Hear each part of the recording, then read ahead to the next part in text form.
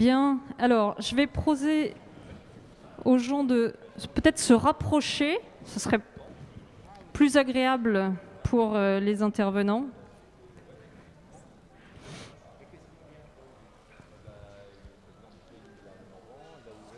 Venez vous asseoir devant, c'est plus sympa pour voilà, les intervenants, le débat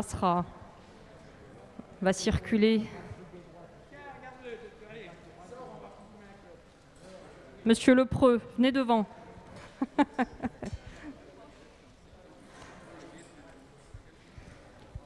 Alors, il me manque des intervenants. Est-ce qu'Émilie est là?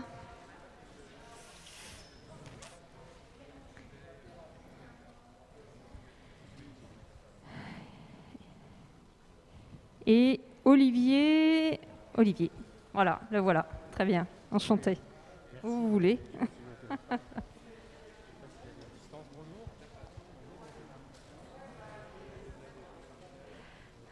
Alors, il nous manque Émilie Janin.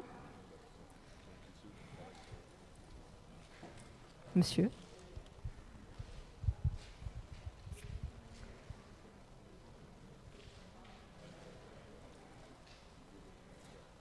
Monsieur, vous voulez vous rapprocher? Vous êtes loin. Rapprochez-vous. Non? Ah, d'accord. Vous voulez être discret alors? C'est loupé. Je vous ai à l'œil.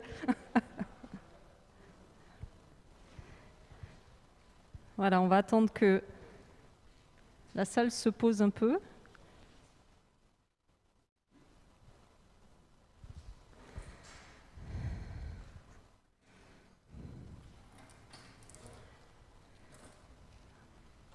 Moi, j'ai pas d'horaire. Si quelqu'un veut bien faire le juge de paix sur ce sujet-là. Bien, alors je vous propose qu'on commence ce premier débat. Merci d'être venu un vendredi à 17h30. C'est pas un horaire facile. Donc, on va parler d'économie de proximité et de territoire. On accueille aujourd'hui des invités, donc je vais commencer par les femmes. Anne-Laure Bedu, donc, qui est conseillère régionale Nouvelle-Aquitaine, qui est très engagée dans plusieurs fonctions, mais j'en retiens une particulière, puisque vous avez créé une coopérative d'électricité, Enercop. Donc voilà, je pense qu'on reviendra sur ce sujet-là de manière plus précise. S'il vous plaît.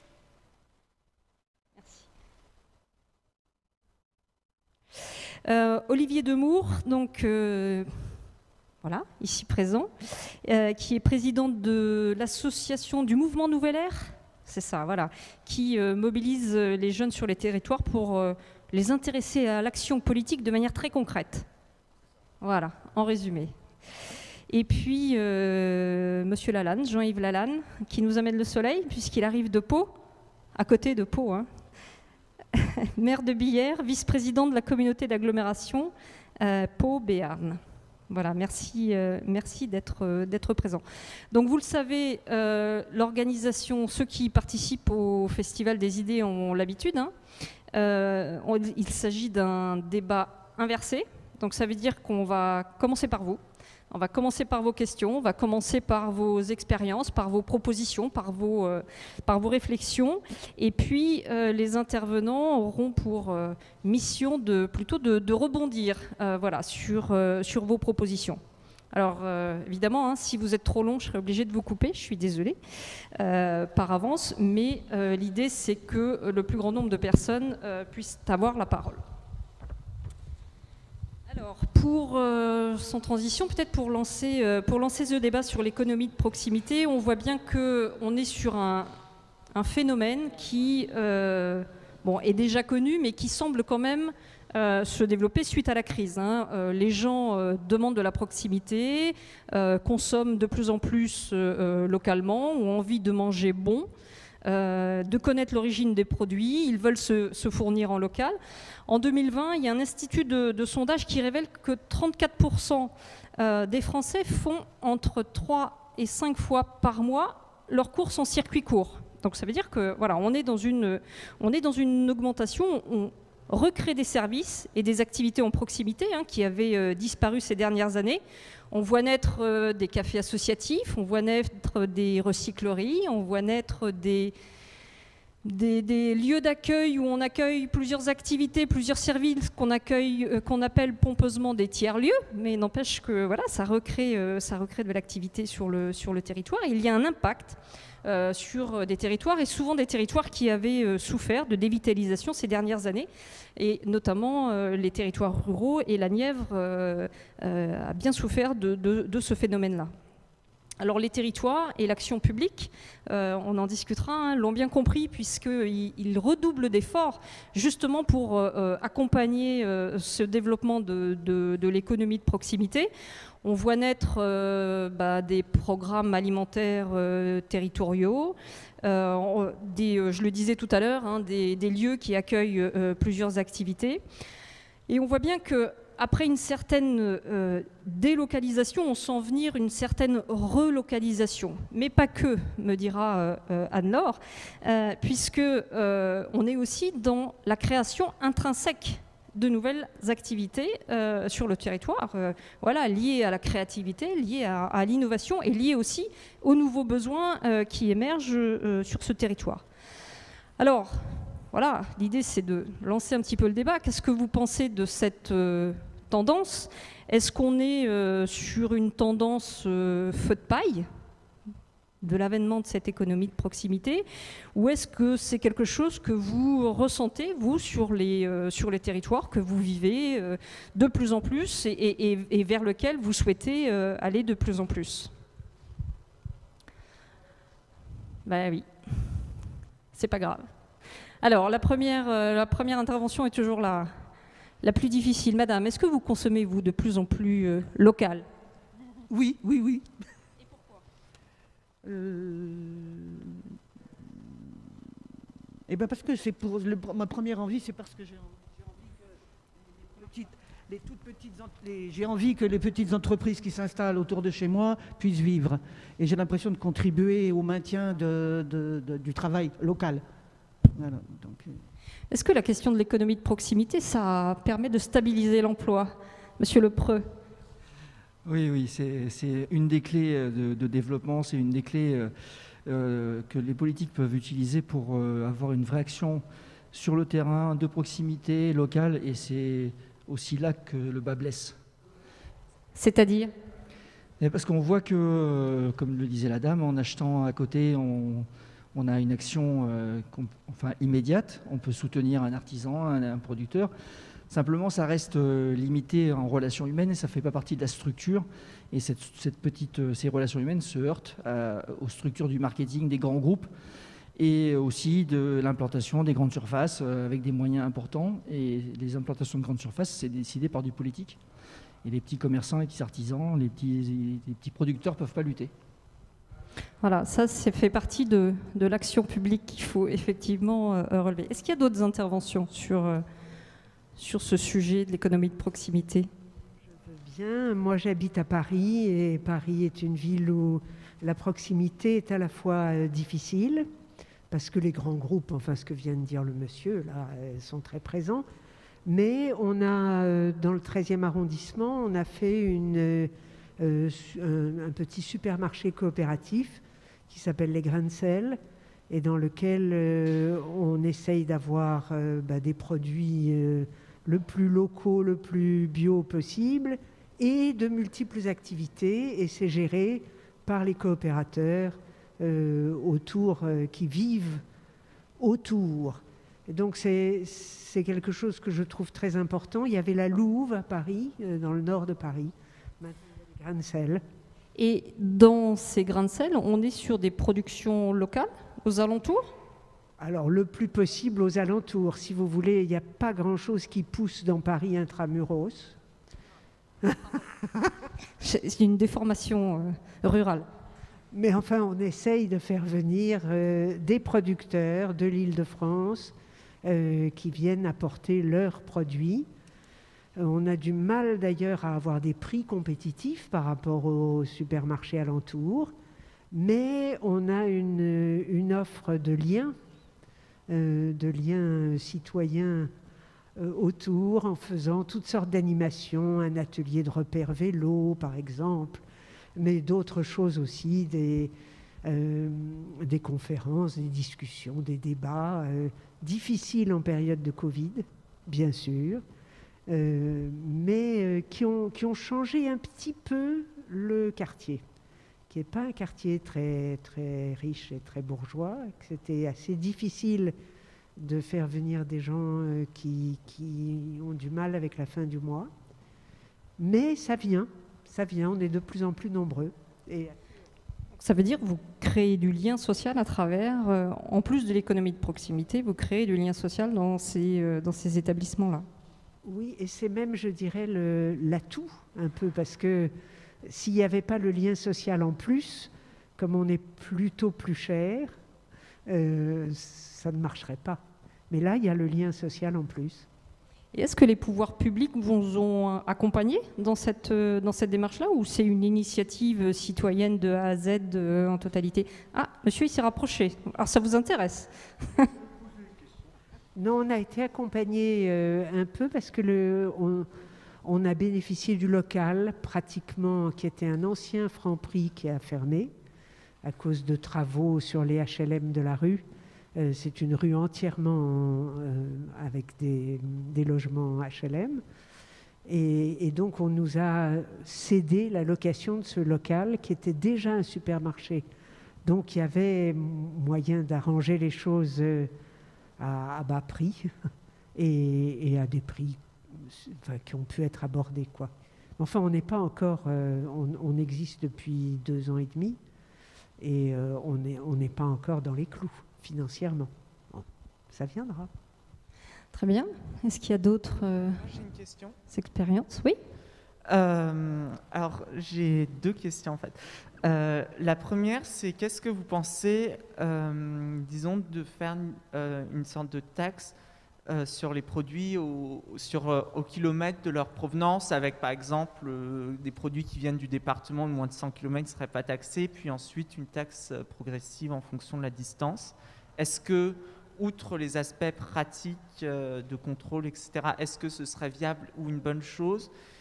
Et la deuxième chose, est-ce que vous voyez d'autres méthodes des pouvoirs publics, disons, parce que le problème du consommé local et des AMAP et de toutes ces initiatives, c'est qu'elles touchent déjà, disons, des gens qui sont concernés par ces problématiques, donc une minorité de la population et plutôt des gens qui ont aussi les moyens de payer plus cher pour consommer mieux.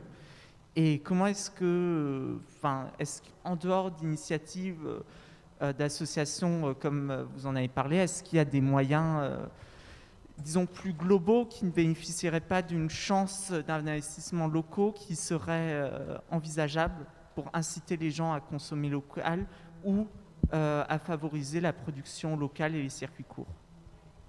Donc on note vos questions, on répondra à vos questions. Quelqu'un derrière et puis après monsieur.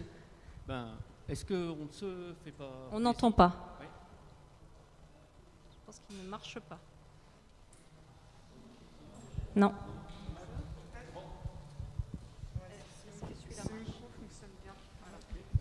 Merci.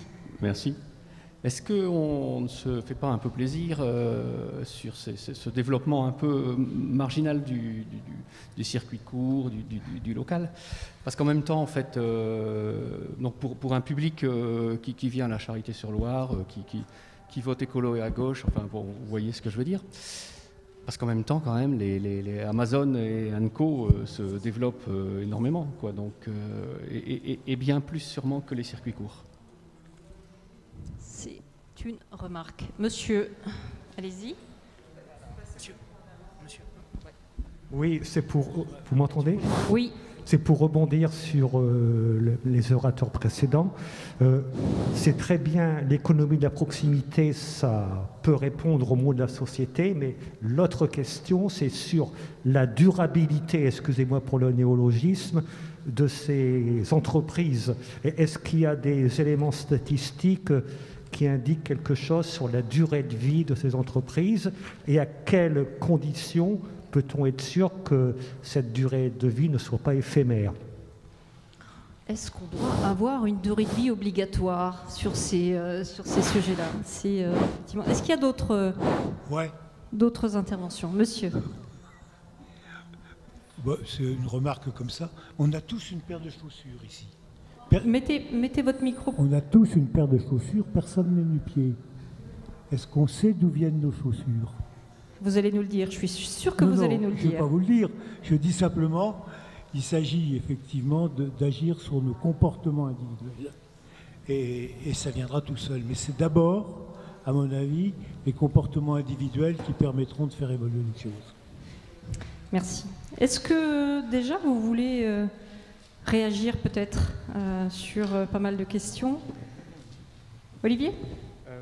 Moi, je commencerai rapidement. Alors, il y a eu beaucoup de choses, donc je vais prendre de manière extrêmement arbitraire ce qui a été dit. Sur la taxe sur les kilomètres, je rebondis dessus rapidement, mais je pense que peut-être que vous aurez aussi des remarques. C'est en gros une taxe carbone, puisque à la fin, si vous avez une taxe carbone qui prend en compte la distance du produit, que fait le produit en transport, a priori, elle est censée prendre en compte, si c'est transport polluant en particulier, les émissions de CO2 qui ont été incorporées dans sa production et dans sa distribution. Je pense qu'il faut être assez prudent sur ces sujets-là, parce que effectivement, à un moment donné, ce sera probablement nécessaire, sauf que si on le fait trop rapidement, je ne vous fais pas le dessin, on l'a déjà vécu avant, on risque d'avoir quelques sujets, parce que vous avez aujourd'hui... Quelques ronds-points occupés. Voilà, avec peut-être une couleur différente, mais en tout cas, on verra. Il y a un risque de colère sociale qui est très important. Et je pense qu'il ne faut pas l'oublier. Donc je dirais plutôt non, et développer dans le même temps des moyens de transport pour acheminer les marchandises qui soient plus propres. Et dans un second temps, de créer des bassins de vie et de consommation et de production qui soient plus locaux, mais plutôt axés sur leur développement que taxer ce qui vient d'ailleurs, parce que sinon vous risquez d'avoir un changement un peu brusque. Ça, ce serait une première remarque. Je vais parler trop, je sens. La seconde, sur les comportements individuels, je pense qu'effectivement, on n'a jamais eu autant d'enjeux à changer nos comportements individuels. Néanmoins, l'économie de la proximité, je crois qu'on ne peut y arriver qu'avec un changement qui est à minima systémique, c'est-à-dire qu'à un moment donné, vous donnez la possibilité à vos entreprises locales, en particulier à vos producteurs locaux, de pouvoir, comme c'était dit, se passer par exemple de la grande distribution, ou alors, si c'est le cas, qu'elle fasse moins de marge, pour qu'ils puissent avoir des prix un peu plus bas qu'aujourd'hui. Vous êtes obligé d'avoir une aide, par exemple, aux agriculteurs qui respectent effectivement tout un tas de normes qui puissent permettre d'avoir une agriculture locale. Et donc, c'est aussi en changeant le système que vous permettez aux citoyens de ne pas être que des consommateurs, mais de pouvoir être en capacité d'être citoyens, et donc de pouvoir s'acheter les chaussures françaises, par exemple. Et donc je pense qu'on a quand même un enjeu à aller au-delà du comportement individuel, même s'il est important, je le reconnais, parce qu'à la fin, je ne suis pas sûr que ça permettra de changer ou de faire advenir l'économie de la proximité. Je rebondis sur ce que disait Monsieur Lepreux tout à l'heure, et peut-être que vous pourriez rebondir, Anne-Laure. C'est vraiment, on ne fait pas le poids, quoi. On est artisan local, on est une petite entreprise, on fait de l'économie de proximité, mais face aux grandes surfaces ou aux rouleaux compresseurs, on parlait d'Amazon tout à l'heure, ils ne tiennent pas, quoi. Donc, comment on fait quand on est élu régional ou maire ou de communauté d'agglo pour intervenir sur ces sujets-là? Alors c'est compliqué, et puis c'est pas quelque chose qui peut se faire du jour au lendemain en le décrétant, hein. Ce sont des luttes pour la maîtrise en fait de l'économie, et que le politique se ressaisisse de l'économie. Et comme on le sait tous, comme ça fait longtemps qu'on l'a abandonné, c'est difficile d'y revenir. Peut-être pour resituer un peu le débat, je voulais reparler de ce qu'était l'économie de la proximité, parce qu'en fait c'est un mot qui est compliqué. La définition en fait officielle quand on parle d'économie de la proximité pour des économistes, c'est à la fois l'économie présentielle, donc on va parler des services publics, on va parler des besoins fondamentaux finalement que les humains doivent remplir pour vivre une vie normale. Un clocher qui sonne peut-être. Mais c'est aussi donc l'économie présentielle, mais c'est aussi l'économie productive. Et nous, quand on échange, là, on parle beaucoup circuit court, économie circulaire, etc. Et finalement, ça crée un peu de confusion parce que quand on parle d'économie productive, une économie productive, même Amazon, il est situé sur un territoire. Donc en fait, Amazon rentre dans une économie productive. Donc la question, rentre-t-il dans une économie de proximité? Il peut, d'une certaine manière, être dans une forme de proximité, mais qui n'est pas celle dont on parle et que l'on souhaite. Voilà. Donc je voulais quand même dire ça, qu'il y a une confusion et qui prête à des débats dans lesquels on ne se comprend pas toujours. Donc, pourquoi est-ce qu'on parle de proximité? Finalement, on vient s'opposer tout simplement aux effets de l'économie conventionnelle, néolibérale, des effets du capitalisme financier hors sol. Ça, d'une part, donc on oppose le hors-sol à la proximité. Et puis, il y a une autre dimension qui est très intéressante dans l'économie de proximité, c'est la dimension relationnelle. Ça a été souligné par Madame quand vous parliez du lien social. Et l'économie de proximité, bien sûr, elle a un lien aux ressources du territoire, donc un lien à la nature, à l'environnement. Elle a un lien aux conditions de la décision économique quand on parle du hors-sol et de décisions qui nous sont imposées. Effectivement, Alibaba qui vient s'installer en France, en Gironde, parce qu'il a estimé qu'il y avait des conditions de vie favorables. Mais c'est aussi une économie qui est particulière au regard des relations humaines qu'elle instaure. Et ça, je crois qu'on ne le dit pas assez et que ça doit faire partie de nos critères de qualité, finalement, autour de cette économie. Alors, l'économie de proximité, à partir de là, c'est une économie probablement qui permet de satisfaire les besoins en termes de services publics. Et ça a souvent été dit, on peut faire de la proximité, arriver à le redévelopper, ces économies, quand il y a déjà un socle de services publics qui existe, d'où les combats qu'on a vus dans des villages, parfois dans des petites villes, des sous-préfectures, pour maintenir des services postaux, hospitaliers, etc. On connaît bien ça. Et c'est évidemment une chaîne vertueuse ou vicieuse, c'est-à-dire que dès lors que ça décline, tout décline. Et dès lors que vous remontez le service public, vous avez de l'économie privée qui vient se réinstaller, etc. Donc on connaît bien ces phénomènes. C'est aussi une économie, la proximité, qui, là c'est mon côté écologiste qui revient, qui tient compte des ressources de son territoire et donc des ressources naturelles. Et ça, c'est aussi très important quand on parle de relocalisation. Pourquoi? C'est parce qu'on a fait des calculs, par exemple, sur l'autonomie alimentaire. On se rend compte qu'à Bordeaux, on ne tient pas plus de 12 jours si on doit s'approvisionner dans un territoire à 100 km autour de Bordeaux. Donc ça veut dire qu'en gros, toute la population meurt de faim au bout de 12 jours. Donc voilà, il y a eu ces prises de conscience assez manifestes de la dépendance, finalement, de nos modes de vie à des territoires qui nous environnent. Alors l'alimentation, c'est un très bon exemple, c'est facile à calculer. Les flux d'énergie sont aussi des bons exemples. Et donc parler de l'économie de la proximité, c'est aussi s'intéresser à cette question de la circulation des flux. Flux, donc on parle de flux d'énergie, y compris pour produire, on parle de l'alimentation, on parle des flux économiques. C'est-à-dire qu'on peut avoir une économie de la proximité avec les monnaies locales qui restent sur un territoire local. Mais vous pouvez aussi sortir avec des économies qui renvoient finalement plus ou moins loin à des flux qui n'appartiennent plus au territoire et qui ne reviennent pas en valeur ajoutée. Donc en fait, ça pose des questions assez complexes. Et en fait, quand on est une collectivité locale, on n'a pas beaucoup d'éléments, d'indicateurs précis qui nous permettent de calculer ça. Il y a quelques cabinets qui s'y sont mis, je pense notamment au cabinet Utopie qui travaille beaucoup sur ces aspects de création d'indicateurs territoriaux, de calcul de flux entrants, sortants, etc., qui nous permettent de savoir sur quoi on a la main ou sur quoi on n'a pas la main.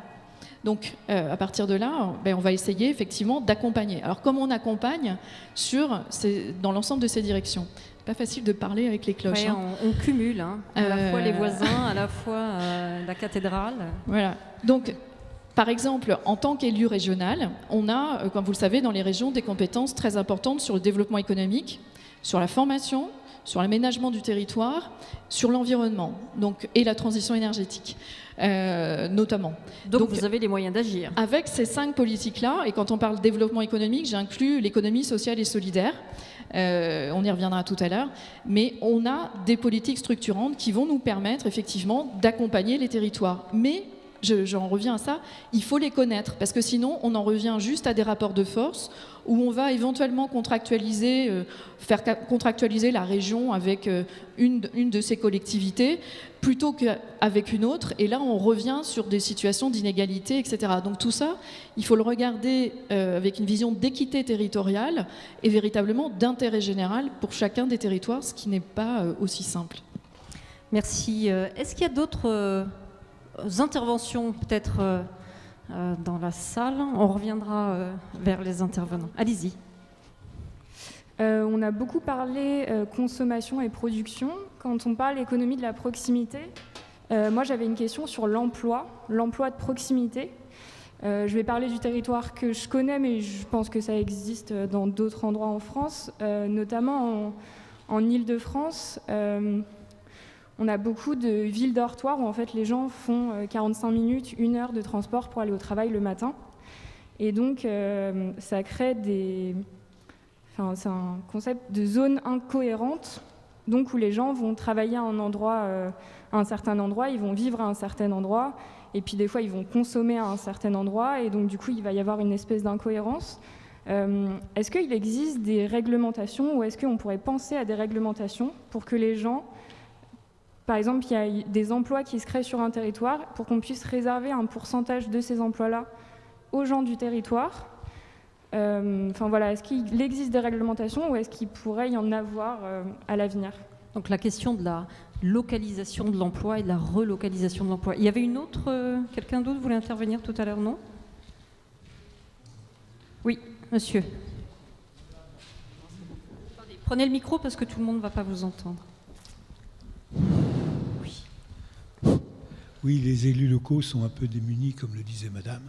La seule façon, un des seuls moyens qu'ils ont, c'est de communiquer avec les gens qui habitent sur leur commune pour leur faire comprendre, les informer sur ce qui peut être local. Je veux dire, ça, cette mission d'information, les élus peuvent le faire sans difficulté majeure. Le reste, les actions sont difficiles. On revient sur le débat de tout à l'heure, sur la cellule communale. Monsieur, vous vouliez, Jean-Yves, vous vouliez intervenir? Allez-y. Rebondir peut-être sur l'emploi? Oui, par rapport à l'emploi. D'abord, moi je pense que pour créer de l'emploi, il faut qu'il y ait des gens éduqués, formés, qu'il y ait des offres d'emploi. Ça renvoie au débat sur le temps de travail. Ça paraît incongru peut-être de parler 32 heures ou 30 heures, mais c'est une solution. C'est pas le débat. Mais donc, je pense que la solution n'est pas simplement dans l'économie de proximité, même si dans la terminologie, je trouve que naturellement, sans faire une définition exacte de ce qu'est l'économie de proximité, de la proximité, c'est sans doute vertueux, plus vertueux que moi je suis dans une région, alors je ne vais pas parler simplement d'une région, mais on parle aussi de son expérience. Dans le sud-ouest et à Pau, il y a le centre des métiers pétroliers de Total. Il y a Safran, entreprise aéronautique, motorisation et hélicoptère, et puis aussi il y a de l'agriculture avec une grosse boîte de l'économie sociale et solidaire, je plaisante. C'est en fait une coopérative de maïs. Alors, c'est peut-être pas vertueux, mais il y a des gens qui y travaillent. Des gens qui y travaillent où il y a du lien social aussi. Il y a du lien entre... Il y a des gens qui travaillent... Moi, j'ai travaillé dans au gaz de Lac. Et donc, mais ce n'est pas... Si ces entreprises-là contribuent au PIB, si ça peut créer de l'emploi, dans la dernière décennie, ce sont plutôt l'économie de la proximité, l'économie sociale et solidaire et les services publics qui ont créé de l'emploi. Donc, en cela, ce type d'économie mérite qu'on s'y arrête. En tant que collectivité, on peut être démuni, mais on a des responsabilités. Je vais aller vite sur une autocritique que devraient faire tous les élus. C'est que souvent la politique économique, dans une commune, la compétence a été déléguée dans les communautés de communes ou les communautés d'agglomération, les communautés urbaines au niveau de la région. Souvent, c'est du saupoudrage. de l'aide à des entreprises qui ont su trouver le moyen de rédiger, de répondre aux appels à projets et de rédiger des demandes d'aide. C'est du saupoudrage. Il y a souvent une absence de conditions sociales ou de conditions ou d'éco-conditionnalité dans l'attribution de ces aides. Et puis aussi, il y a un mépris pour l'économie sociale et solidaire. Alors, moi, je suis élu communautaire, je suis vice-président d'une agglo, mais je suis de la minorité. On était dans la majorité entre 2008 et 2014. Donc ça a été perdu, et donc je ne reviens pas pour les raisons pour lesquelles parfois c'est mérité, mais l'objectif c'était le développement économique local et le développement de l'économie sociale et solidaire. Les collectivités, les grandes collectivités ne font pas assez pour l'économie sociale et solidaire. Ce n'est pas du saupoudrage, et je pense qu'il y a toute une série d'outils des collectivités pour aider l'économie sociale et solidaire. Un exemple qui me vient à l'esprit, c'est quand on a une entreprise, quelle qu'elle soit son activité, la charge foncière, le local, les locaux pèsent pour beaucoup.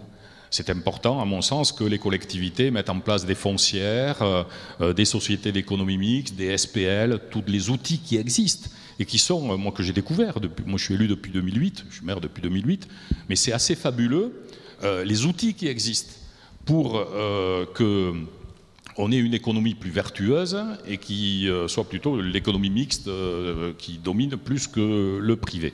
Alors bien sûr, il faut avoir les moyens de cela, mais je pense qu'il y a des outils à mettre en œuvre et des batailles que doivent mener les élus politiques sous la pression sociale des citoyens et des citoyennes pour aller dans ce sens.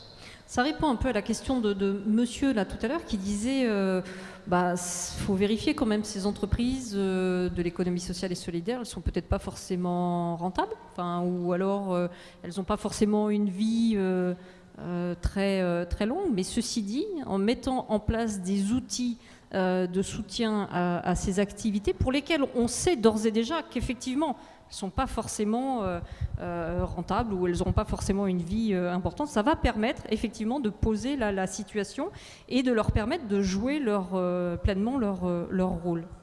Juste un compliment, oui, sur la pérennité des emplois dans l'économie sociale et solidaire, c'est l'inverse, si je puis me permettre. C'est-à-dire qu'en cas de crise, et on l'a vu dans la crise de 2008-2009, ceux qui ont le mieux résisté, ce sont justement les entreprises, celles qui ont le mieux résisté, les entreprises de l'économie sociale et solidaire. Donc cette vision finalement d'un tiers secteur qui serait fragile, vulnérable, etc., c'est une vision erronée. Elle ne correspond pas à la réalité et c'est statistique. Hein. Donc au contraire, c'est une économie qui est très résiliente, qui a des capacités d'adaptation et qui sait s'adapter parce qu'aussi elle a des besoins qu'elle réinvestit systématiquement dans des choses qui sont pérennes et qui lui permettent de survivre et de faire face à des difficultés potentielles qu'elle rencontre. Je voulais juste répondre à madame sur la question de l'emploi local. Effectivement, et compléter le propos, ce sont évidemment des choses que les entreprises regardent aujourd'hui. Il ne faut pas penser que les entreprises, quand elles doivent recruter, elles sont très heureuses d'aller chercher quelqu'un qui a 400 km pour aller remplir le poste et la fonction recherchée. Ce qu'elles pratiquent parfois dans le cadre de ce qu'on appelle la responsabilité sociale et environnementale, c'est ce qu'on va appeler l'ancrage territorial. Donc il y a des entreprises de plus en plus, de l'économie conventionnelle, là je parle, pas seulement de l'ESS, qui vont essayer d'avoir une démarche de s'ancrer dans les territoires, de s'ancrer localement et de privilégier justement de l'emploi local. Mais il n'y a aucune obligation réglementaire, aucun contrôle, etc. Mais je trouve que c'est quand même quelque chose d'intéressant parce que ça montre aussi, de la part de certaines entreprises, une volonté justement de ne plus être hors sol et de faire avec une main-d'œuvre locale. Et sur ce point, je vais être un peu provocatrice, mais quand on parle par exemple de l'installation d'Amazon, j'ai travaillé sur accompagner pas des projets d'installation, des choses comme ça, mais de comprendre ce qui se passait. Ce que les gens vous disent parfois, et des maires qui sont en faveur de l'installation d'Amazon, c'est qu'ils vous disent mais c'est de l'emploi, certes, qui n'est pas très qualifié, mais qui va permettre à des gens qui sont locaux et qui ne trouvent pas d'emploi, d'une typologie d'emploi qualifiée ou autre, qui va trouver là un emploi, et massivement. Alors, on sait que ces emplois-là, quand ils sont créés, détruisent d'autres emplois ailleurs, à quelques dizaines de kilomètres de là où ils sont créés. Il n'empêche que si on est dans un territoire très rural où il y a peu d'emplois, la facilité parfois pour le maire, c'est d'accueillir effectivement ce type de projet. Et plutôt que de le rejeter, je crois qu'il faut vraiment apprendre à le discuter, comprendre ce qui se joue, l'analyser dans la complexité des choses pour s'y opposer si on doit s'y opposer. Mais... Après, quand on parle d'économie de proximité, si Amazon décide de déménager, il déménage. Et là, on n'est pas dans l'emploi local. Vous vouliez réagir, monsieur? Je vous voyais pas forcément d'accord sur ce sujet-là. Non, mais j'ai bien aimé la deuxième partie, c'est qu'effectivement, quand Amazon s'installe, il détruit de l'emploi. Quand on regarde le solde, hein, il détruit effectivement tout ce qui est aussi économie de proximité. Moi, je voudrais revenir sur un peu le diagnostic. On le fait tous, on l'a, il faut consommer autrement, il faut modifier nos modes de vie. C'est ça l'enjeu, c'est ça qui va créer, qui va relocaliser, etc. Sauf que la question sur laquelle tout le monde bute, c'est comment on fait pour que ce soit un mouvement massif. Aujourd'hui, c'est un mouvement marginal, c'est un peu ce que je disais, on se fait plaisir là, mais c'est un mouvement marginal, c'est pas un mouvement massif. Et on n'a plus beaucoup de temps, parce qu'effectivement, l'économie de marché détruit, on voit, nous amène dans le mur. Et on bute tous sur cette question-là. C'est comment, je dirais, il y a aussi de la fracture qui se crée dans notre société entre... entre deux types de citoyens, quoi.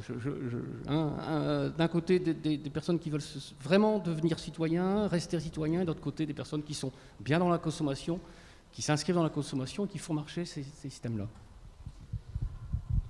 Jean-Paul, je voyais que tu n'étais pas d'accord sur un mouvement marginal.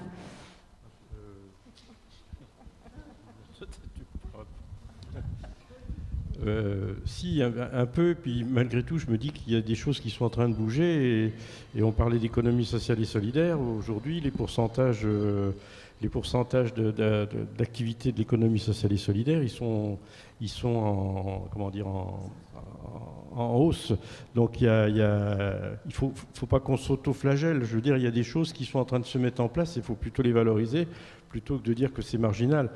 Et puis, il y a, j'en profite, au niveau des collectivités, je pense qu'il y a des choses à mener. Vous l'avez dit tout à l'heure, il y a plein de dispositifs où la collectivité peut être actrice d'une autre manière que par la seule subvention. Et c'est là aussi on peut, je pense à des cycles par exemple, où c'est là où on pourrait développer encore plus ce lien public et expérience. Et puis le point qui me semble aussi important, c'est comment on peut permettre à tous de bénéficier de ces services de proximité. Ça a été dit un petit peu tout à l'heure. Je crois qu'il y a un enjeu pour que chacun, et c'est là où on deviendra plus marginal, c'est quand tout le monde aura la capacité de pouvoir consommer en proximité, ce qui n'est pas le cas aujourd'hui, puisqu'il y a des écarts. Et notre enjeu social, il est aussi à ce niveau-là. Et puis pour terminer, sur la durée de vie, est-ce qu'on pose la question, quand Amazon va venir s'installer, est-ce qu'on pose la durée de vie? C'est pas parce qu'on est sur des champs nouveaux, innovants, expérimentaux, qu'il faut en plus qu'on soit comment dire, contraint de dire on va vivre ça pendant... les banques, par exemple, on a un travail à faire avec les banques pour qu'ils acceptent aussi de ne pas être dans des schémas classiques. Donc la durée de vie, Amazon, on ne sait pas combien de temps ils vont rester sur le territoire. On ne leur pose pas la question. Donc il faut qu'on soit juste. Je voulais juste rebondir aussi sur l'emploi très rapidement, parce que je trouve que c'est très intéressant. Et il y a une chose aussi dont on n'a peut-être pas parlé, c'est une proposition que nous on a faite pour les métiers techniques et industriels, mais qui par ailleurs est duplicable à plein d'autres bassins d'emploi. C'est aussi de faire en sorte que la formation continue, et notamment universitaire, mais aussi courte, donc bac pro, bac plus 2, pour faire simple, même si c'est un peu plus large que ça, que les personnes donc, qui ont ces niveaux de qualification au niveau local, parce que pour le coup vous avez des BTS dans tous les départements de France, dans toutes les préfectures, quasiment, avec quelques spécialisations, mais globalement vous les retrouvez un peu partout, puissent être embauchés localement et trouver de l'emploi localement. Et pour ça, il faut réunir le rectorat, les universités, parce qu'elles ont des antennes, et les employeurs locaux, pour que les formations elles correspondent aux besoins des employeurs et que les employeurs ils fassent aussi la communication qu'ils cherchent de l'emploi ou qu'ils veulent ce type de profil au sein de ces formations, parce que parfois ce n'est juste pas fait, et donc c'est un peu... C'est de la formation emploi circulaire. Exactement. Voilà. Attendez, juste, Jean-Yves voulait... Gardez votre question et Jean-Yves voulait intervenir. Allez-y. Oui, je voulais rappeler que les premiers services de proximité qui sont utiles et qui sont la base aussi de l'économie de la proximité, ce sont les services publics. Oui. C'est pour tous les âges de la vie, c'est la crèche, c'est l'école, c'est le collège, c'est le lycée, c'est la poste, l'université, l'hôpital, comment ? Les transports, oui, voilà, etc., etc. Déjà, pour cette économie de proximité, si l'État est un État stratège, si l'État est utilisé à bon escient par le gouvernement qu'il faut, eh bien effectivement, ce sont ces services-là qui seront développés. On peut parler de l'économie. Il ne faut pas pour autant, oui, une petite digression, je ne pense pas qu'il faille oublier ou lâcher la proie pour l'ombre, parler que des services publics et oublier l'industrie, des activités économiques, sans revenir à la roue et aux mines, mais c'est important aussi qu'on mette, en tant que citoyenne et citoyen, en tant qu'élu, qu'on mette la pression sur l'État, sur le gouvernement, les gouvernements, pour qu'il y ait suffisamment de moyens, et visiblement quand on veut émettre de la monnaie, on y arrive, sans relancer l'inflation et sans que la Banque centrale, que les responsables de la Banque centrale se suicident du 15e étage. Et donc, ça passe par là. Sur l'économie plus locale, et là je renvoie à notre responsabilité en tant que citoyenne, citoyen et puis élu, on a à maîtriser aussi cette économie-là. Je donne deux exemples. Le numérique, si je peux, et l'eau. Alors, le numérique, je me rappelle que quand on était majoritaire, on disait que au niveau de l'économie, de la communauté d'agglomération, on mettait 80% de la politique, des moyens de la politique économique dans la fibre optique. Les élus de l'époque, bien avant moi, avaient décidé dans les années 2003 de créer un RIP. Donc d'avoir... Un RIP. Expliquez ce que c'est qu'un RIP. Oui,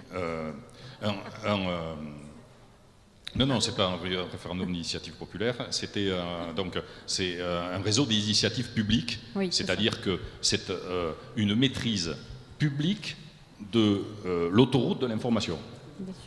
Donc maintenant, pour aller vite, au bout de 15 ans, la communauté d'agglomération a bénéficié de cet investissement et ce sont des millions qui rentrent dans les caisses de la collectivité parce que la collectivité est propriétaire de l'infrastructure. Donc l'infrastructure, c'est l'autoroute de l'information. Après, il y a les bagnoles qui sont dessus, c'est les fournisseurs d'accès, Orange, machin, qui font du fric en pagaille. Mais il faut qu'on soit propriétaire de l'autoroute. Bon, je ne parle pas des autoroutes, là je parle de l'autoroute de l'information. Donc c'est important que les collectivités et que nous fassions pression sur les élus pour ne pas faire des délégations de services au privé. On appelle ça délégation de services publics. Moi je me grattais la tête, au début j'étais élu, je ne connaissais pas, moi j'étais militant politique, syndicaliste, je suis devenu maire, et puis délégation de services publics. Mais c'est délégation de services au privé. Et donc, ça veut dire qu'on remet au privé ce qui devrait être sous maîtrise publique. Bien, je passe. Dernière chose sur l'eau. Alors ici, ça va être unanime, mais c'est une bataille centrale. La question de la régie et de la gestion publique de l'eau est une question de société, une question... Enfin, on peut tout mettre. Toutes les questions politiques, économiques, sociales sont concentrées, éthiques, sont concentrées dans cette question-là. Et il y a beaucoup, y compris des villes de gauche, et des élus de gauche, qui parfois, j'en ai rencontré, se contentent d'encaisser leur indemnité de fonction de président ou de vice-président. Donc il y a une forme, c'est pas de la corruption, mais c'est de l'habitude. Je ne vais pas remettre en question la délégation non, pas partout. Et donc ça c'est un exemple où il est important que la gestion de l'eau soit réalisée en régie. Et là, on est en plein dans l'économie locale et la maîtrise politique par les élus ou par les citoyens de la gestion de l'eau. Ça devrait être aussi une campagne de tous les citoyens, des citoyens, des forces politiques et des élus pour que l'on ait ce service public de l'eau généralisé sur tout le territoire. Il est clair que les services publics ont beaucoup œuvré sur la qualité de l'eau. Demain, on va être obligé de travailler sur la qualité et la quantité de l'eau. Monsieur, et après madame. Ah, c'est fini? Bon, d'accord. Monsieur, vous aviez encore une question?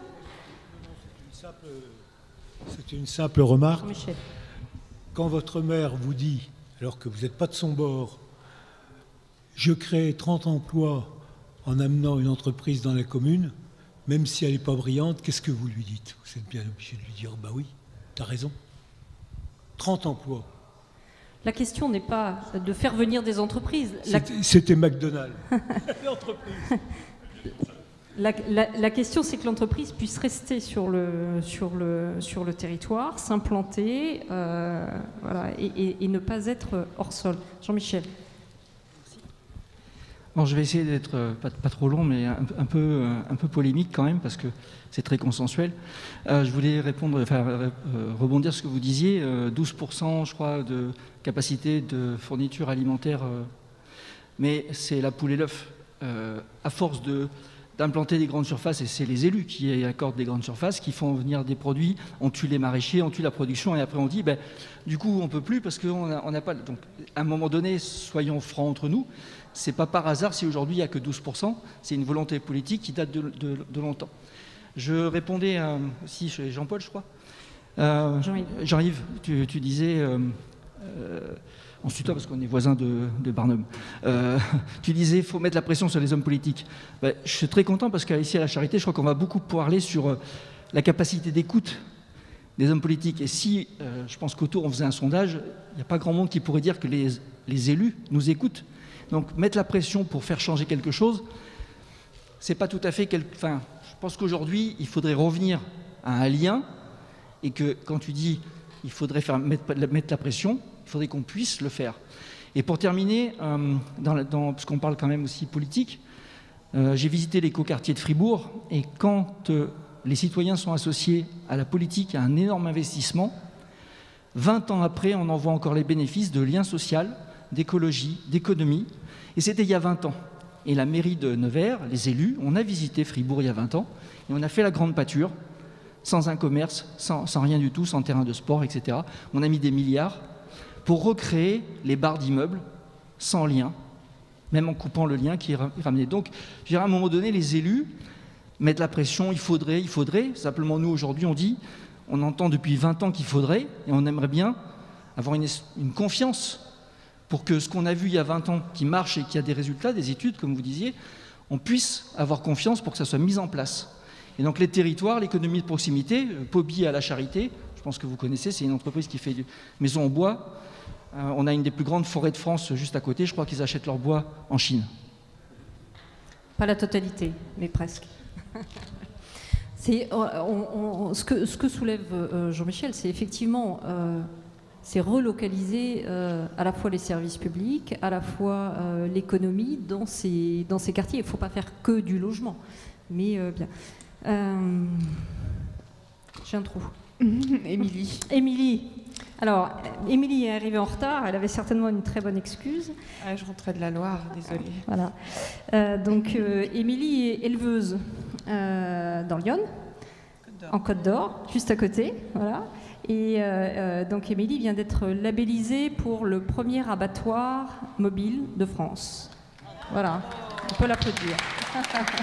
Elle s'est beaucoup battue pendant plusieurs mois, voire plusieurs années, voilà, pour obtenir ce label-là, et elle va maintenant proposer un abattoir éthique, voilà, pour éviter de déplacer les bêtes.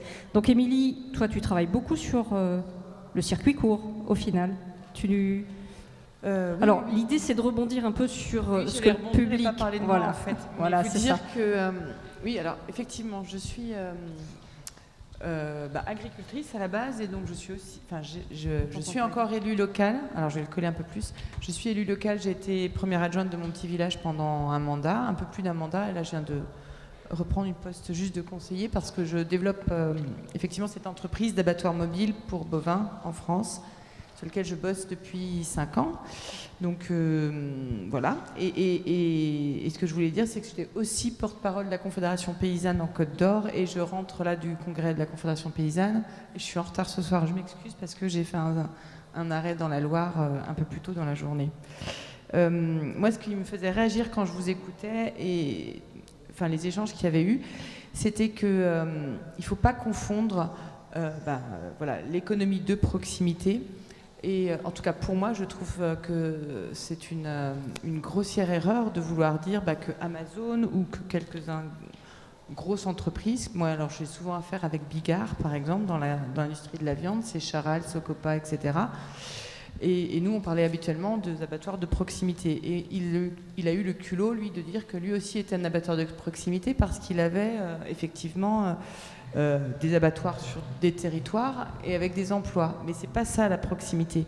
La proximité, c'est pas que ça, c'est pouvoir faire des filières locales qui sont ancrées sur le territoire. Et c'est pas juste parce qu'il va y avoir des salariés qui vont vivre sur le territoire et avoir du lien social entre eux qu'on peut dire que ça fait de la proximité. Non, il faudrait qu'il y ait des échanges entre les entreprises et qu'on ait des vraies filières construites pour qu'on ait une vraie autonomie et une véritable souveraineté alimentaire sur les territoires.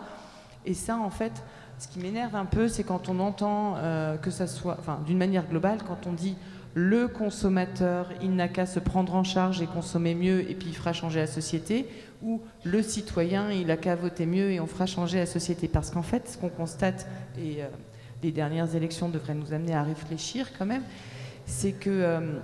voilà, il y a quand même un truc qui ne fonctionne plus et donc on doit se reposer des véritables questions.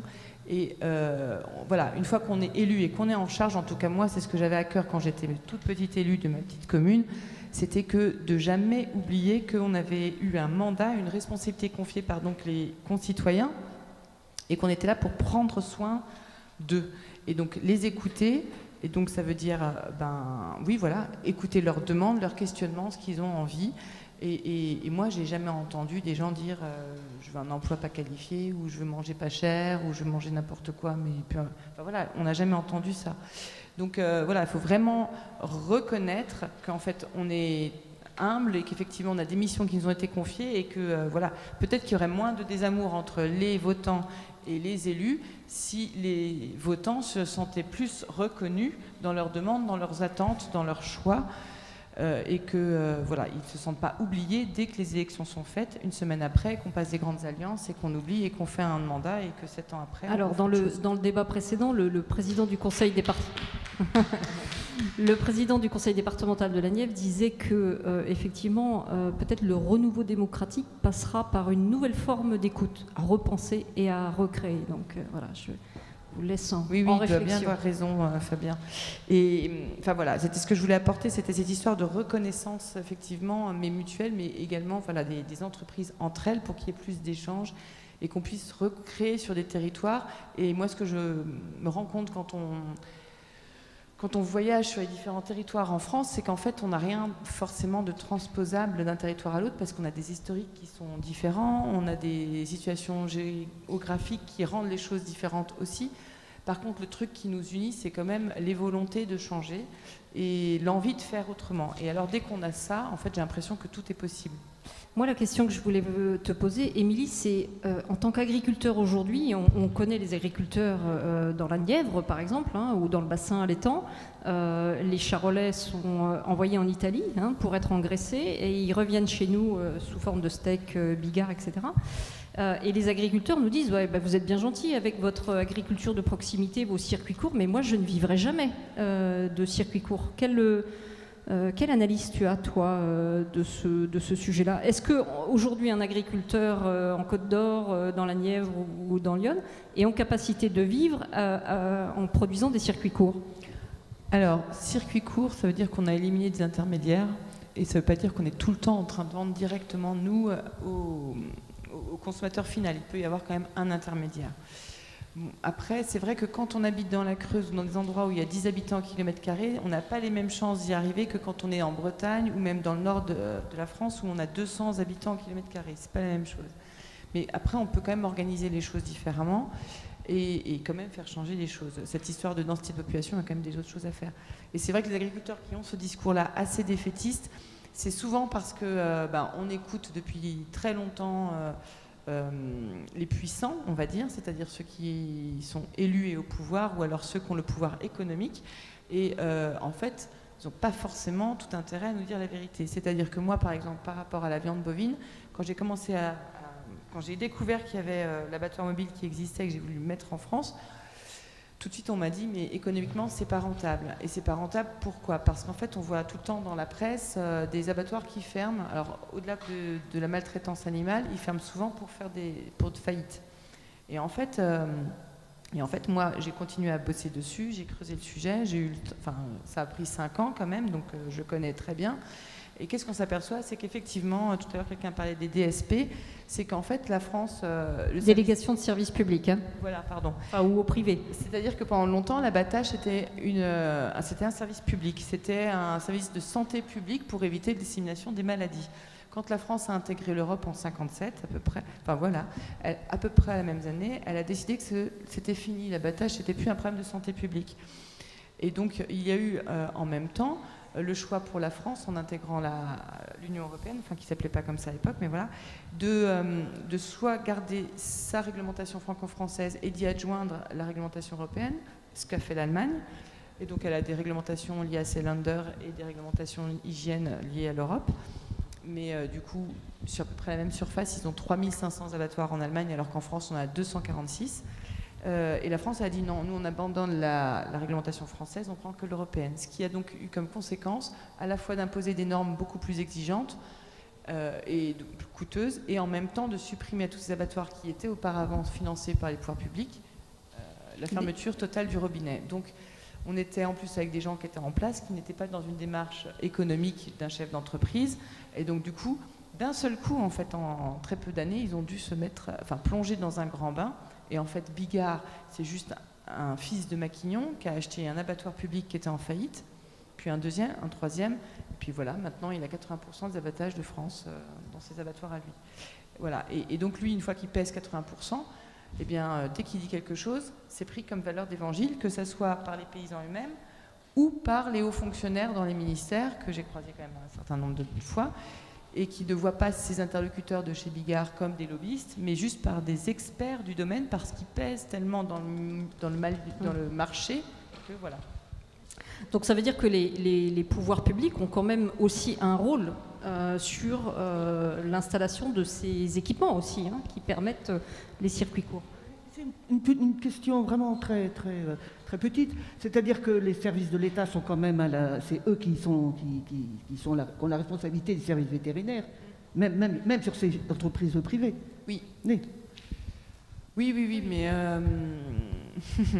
alors déjà l'État a de moins en moins de moyens, etc.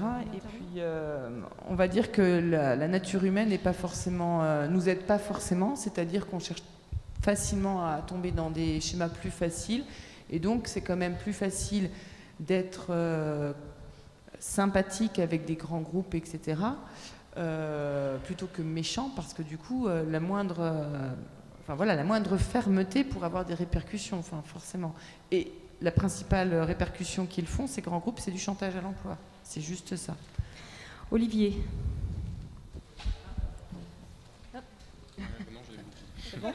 Merci. Comme je me permets de jouer le débat inversé, je voulais revenir sur ce que vous disiez, monsieur, en disant on n'est pas bien là à Charité-sur-Loire à parler économie de la proximité, tranquillou. Vous avez raison, quand même. Je pense que, et je voulais rebondir là-dessus, parce que c'est vrai qu'on a aujourd'hui une vraie difficulté à aller toucher sur ce sujet-là tous les gens qui sont vraiment concernés et qui en plus en bénéficieraient en premier lieu d'ailleurs. Et je vais rapidement repasser par une anecdote personnelle, mais mes parents habitent un village, et je viens d'un village en Charente de 600 habitants, où il y a encore 30 ans, vous aviez une grosse industrie florale et une industrie de production de boîtes en carton de camembert.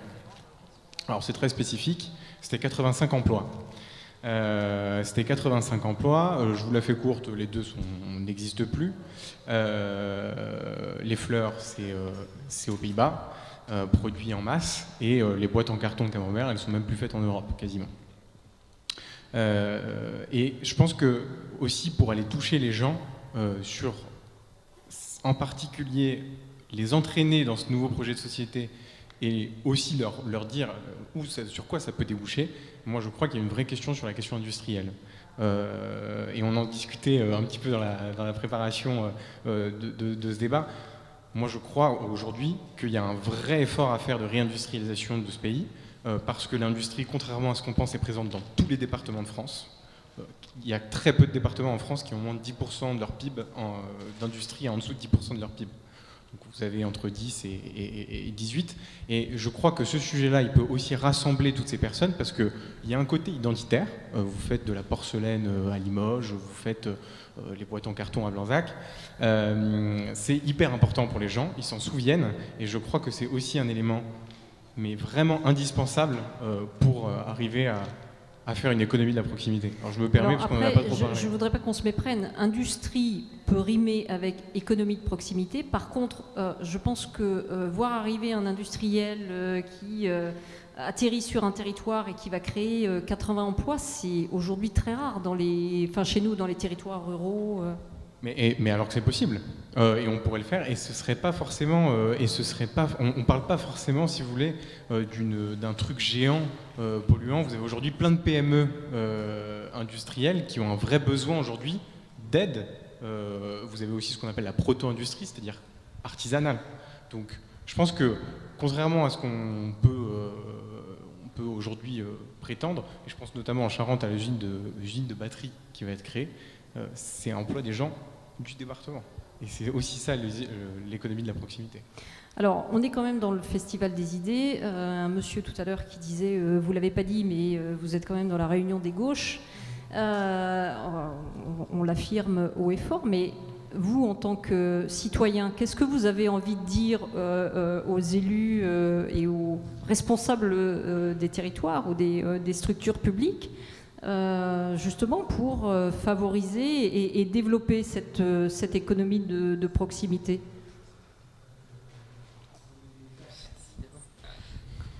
Alors, je pense qu'un des sujets les plus importants, c'est la confiance. Et avoir confiance envers quelqu'un, en tout cas...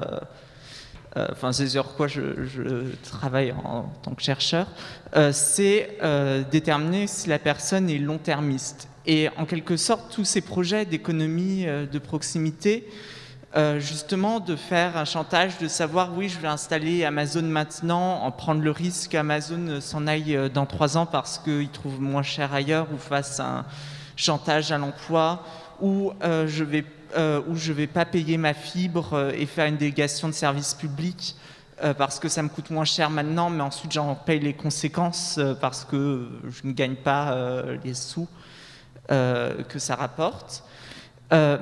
Tout ça, tous ces compromis en quelque sorte que font l'État, qui en général vont plutôt en faveur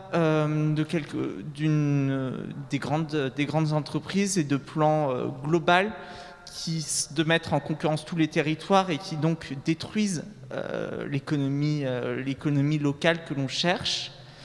À mon avis, je dirais, si j'avais une chose à dire, c'est rendez-vous digne de confiance et donc voyez les choses au long terme. Et je pense que le désintérêt que l'on voit dans les élections locales, que ce soit les régionales, les dernières régionales, les dernières municipales, sont liés justement à ce manque de confiance et à ce manque de pensée au long terme. Donc vous dites recréer la confiance. Oui. Est-ce qu'il y a d'autres... Merci. Et les élus locaux, ils ne peuvent pas agir sur l'industrie, etc. Par contre, ce qu'ils peuvent faire, c'est informer leurs citoyens. Ça, c'est pas... C'est emmerdant à faire, mais il faut le faire. Non, on a des marges, et on a des marges de court terme, de moyen terme, de long terme, sur des choses assez structurantes. Donc non, je crois qu'on ne peut pas dire ça. Je voulais rebondir, moi, sur la notion de la confiance qui est liée, en fait, aussi au mode de gouvernance. On a parlé de l'économie sociale et solidaire, vous l'avez dit au démarrage, on a parlé d'ailleurs de l'eau, et là ça m'amène à parler de l'électricité, mais surtout à parler de l'économie sociale et solidaire et du modèle de la SIC, ça a été cité tout à l'heure, société coopérative d'intérêt collectif. C'est typiquement des modes de gouvernance qui mettent tous les acteurs à la table, dans une vision assez équitable, de respect, où on essaie de comprendre l'identité de chacun, les enjeux économiques, les enjeux environnementaux, etc., sociaux.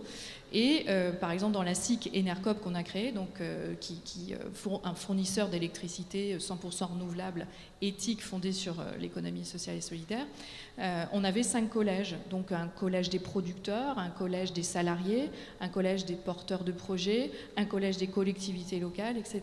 Et donc ça, et sachant que le modèle de l'ESS c'est un homme, une voix, en fait, ça nous oblige à dialoguer, on revient à ce qui avait été dit à la table ronde précédente, mais ça nous oblige à nous écouter, à dialoguer, à comprendre les logiques des uns et des autres et d'arriver à du consensus constructif et exigeant, pas du consensus mou, bas de gamme, qui ressort parfois d'organismes collégiaux. Et ces SIC, elles ont beaucoup de succès, enfin, par rapport à la question qui est posée, dans quelle tendance on est, est-ce que quand même on progresse sur nos exigences liées à ces sujets sociaux, environnementaux, proximité, ou pas. Par exemple, la SIC, en 5 ans, on a multiplié par 2 le nombre de SIC, donc on est passé de 500 à plus de 1000.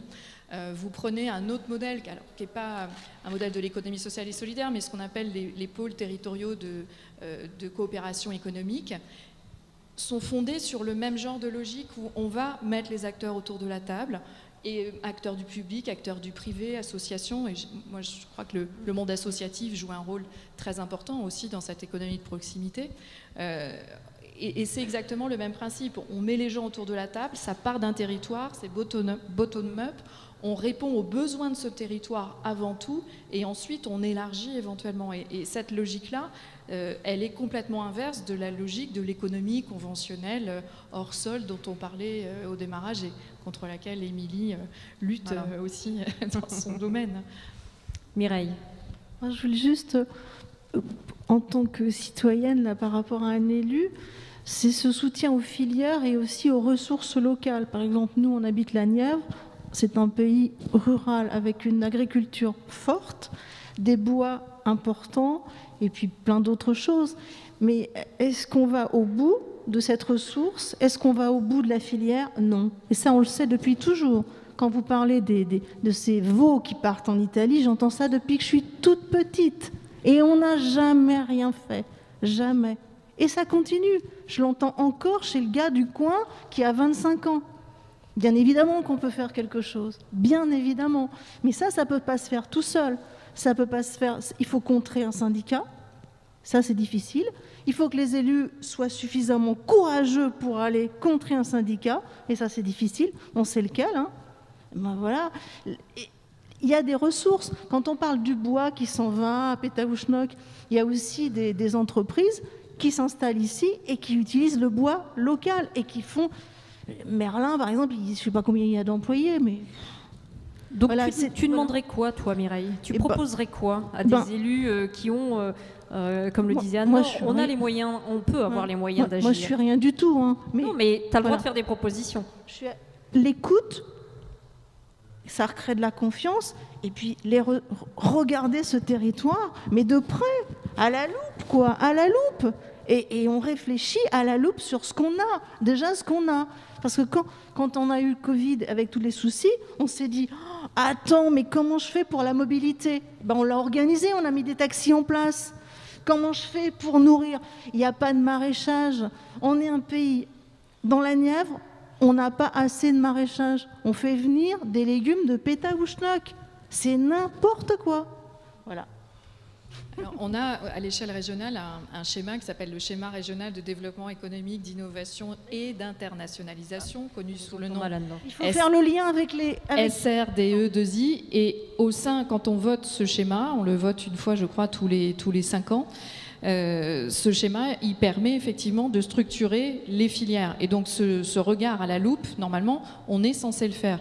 La question, c'est notre niveau d'information et la remontée d'information. Et là, on revient sur le sujet du millefeuille territorial et des difficultés de remonter pour avoir l'écoute et les besoins des territoires. Et ça dure depuis longtemps.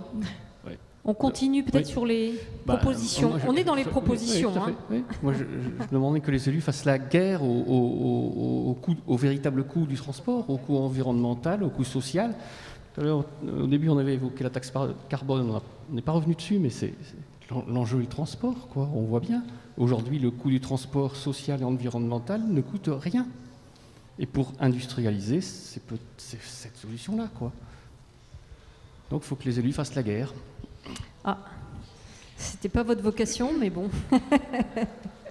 Est-ce qu'il y a d'autres... Pardon, je voulais juste réagir par rapport au coût de l'alimentation, là. Parce qu'en fait, la problématique, c'est que les élus régionaux ou départementaux, enfin, vous le savez, on n'a pas tous les mêmes compétences et les mêmes attributions de compétences. Et l'histoire des veaux qui vont en Italie, c'est le fruit de la politique agricole commune qui, elle, n'est pas décidée par les conseillers régionaux, mais par le ministère, en lien avec l'Europe, enfin, même si souvent Bruxelles tape sur les doigts de chaque État membre, mais c'est quand même une décision nationale.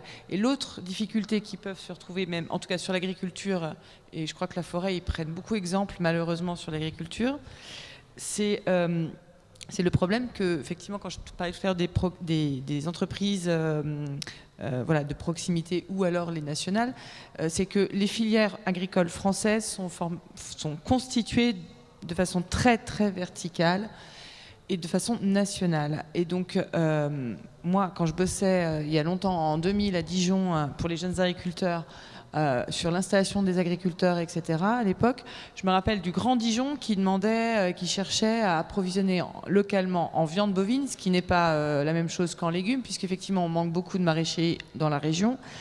En viande bovine, la métropole et ses cantines, etc. Eh bien, on est en 2021 et ils n'ont pas résolu le problème. Et pourtant, on a des énormes entreprises qui sont ici. Et pourquoi ils n'ont pas résolu le problème? Parce que les élus n'ont pas cette connaissance fine, c'est pas de leur faute, c'est qu'ils ont tellement de choses à gérer que voilà, des filières et de leur mode de fonctionnement, etc. Et puis que ces petits malins des industriels, ils en jouent. Et en fait, eux, ils n'ont absolument aucune envie de marcher là-dedans. Ils vont marcher là-dedans, ils vont aller chercher des subventions régionales pour faire des... Plus, ouais, voilà, c'est ça, c'est drôle. Enfin, c'est pas drôle, mais je suis en train de réaliser que comme je siège à Interbev, c'est l'interprofession du bétail et de la viande, que ce soit au national et en région. Je me rappelle, là, quand je suis en train de vous répondre, qu'en fait, même le Conseil régional contribue et l'Europe continue à financer des voyages dits, je ne sais même pas comment ils les appellent, mais enfin bref, aller dans des pays à l'étranger. Donc là, ça va être l'Italie pour cette année, pour aller encore démarcher des partenariats commerciaux donc en Italie. Donc à un moment donné, si on dit que c'est une aberration, on arrête de financer ce genre de trucs. L'année dernière, c'était la Chine. Voilà. Eh oui. On relocalise avec le Covid. Bon, on a une petite marge de progrès encore à réaliser. Peut-être une dernière intervention, sinon on conclut. Non, pas de remarques, pas de questions rentrées. Monsieur. Ah bon, on a l'habitude des questions ennuyeuses, hein. Ne vous inquiétez pas. Une question un peu délicate, c'est surtout pour les élus. On parle toujours du millefeuille administratif.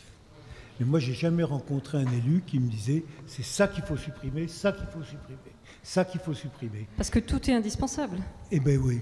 Alors oui. moi, je ne sais pas, est-ce que vous avez une esquisse de solution pour justement dissoudre ce millefeuille. La politique de proximité, c'est l'autre débat de l'année prochaine. Vous ne vous sentez pas obligé de répondre. Non, je vais peut-être faire... Alors peut-être on va... Non, mais allez-y Anne-Laure, et puis on va conclure. Jean-Yves, vous vouliez... Non, mais si vous prenez la parole, on revient un petit peu sur le débat, pour conclure un petit peu. Répondez à la question et puis on conclut. En fait, à chaque fois qu'on veut faire une réforme de la décentralisation, on doit faire avec les organisations d'élus. Et une fois que j'ai dit ça, en fait, on comprend pourquoi c'est pas possible. Parce que si vous sondez les gens pour savoir s'ils souhaitent que l'échelon pour lequel il est élu doit être supprimé, il va vous répondre non. Donc en fait, si vous consultez l'Assemblée des départements de France, l'Assemblée des régions de France, l'Assemblée des communes de France pour savoir s'il faut moins de communes, supprimer le département ou etc., vous voyez bien qu'en fait on n'y arrive pas. Et c'est intéressant la petite histoire off des négos avant l'échec de toutes les lois de décentralisation. Et là, je n'ai pas la réponse. C'est-à-dire qu'il faut... On parlait du courage en politique. Si on a une bonne vision, et là je ne lancerai pas de polémique, mais il faut l'assumer clairement et il ne faut pas consulter les élus à la limite. Si c'est la bonne vision que ça vient d'une convention citoyenne sur la décentralisation et la performance de la décentralisation et qu'on en sort quelque chose qui est très différent de ce qui existe, eh bien il faudra chercher à le mettre en œuvre, mais pas de la manière dont on fait, parce que concerter en amont sur des gens qui vont perdre leur poste, eh bien, évidemment ça ne peut rien donner de bien. Jean-Yves, qu'est-ce que vous retenez de ce débat? Je revenais sur le millefeuille. Je veux faire un aveu. Si, je veux faire un aveu, c'est que moi je suis gourmand, j'ai qu'un seul défaut, et j'aime bien le millefeuille. Et la crème dedans. Mais ça dépend la recette du millefeuille. C'est-à-dire qu'il y a des structures territoriales, une organisation territoriale en Allemagne, en France, dans d'autres pays. Je ne connais pas bien. On commence à connaître les landers avec les grandes, les régions XXL. Mais je pense que la question, ce sont les moyens des différentes strates du millefeuille.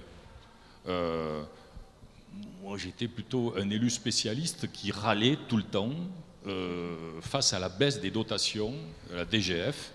En plus, c'était le gouvernement Hollande qui a pris l'initiative de cela. Alors, je pense pas que, et je sais que c'était pas dans un texte de congrès, donc il a étranglé les collectivités. Celles qui s'en sortent, ce sont les communautés de communes, les communautés d'agglomération, les métropoles, encore les métropoles, les communautés urbaines qui ont des moyens.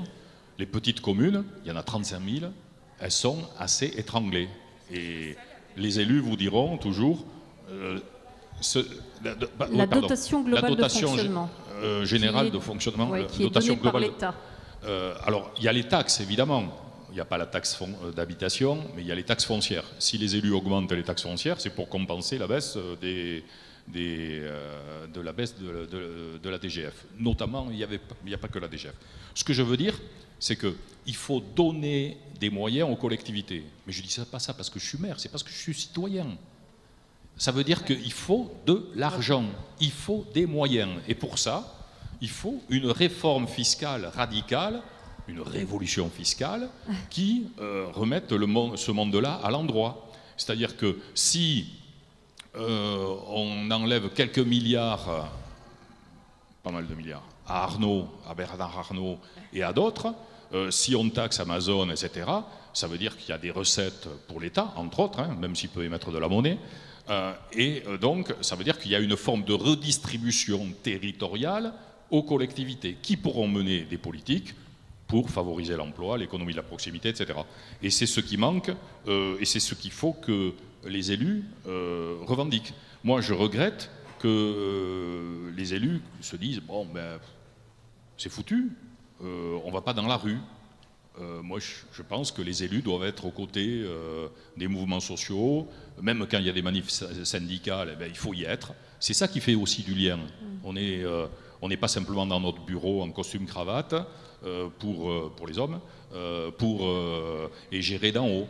Donc, je pense que c'est ça aussi qui créera aussi plus de liens, parce qu'on aura des moyens pour une politique qui réponde aux besoins. Bien sûr, il faut que la politique soit participative, il faut que les besoins soient définis ensemble, etc., etc. Merci. Merci à vous tous d'être venus à ce débat. J'espère qu'il a été riche et intéressant. Bravo à tous. Merci.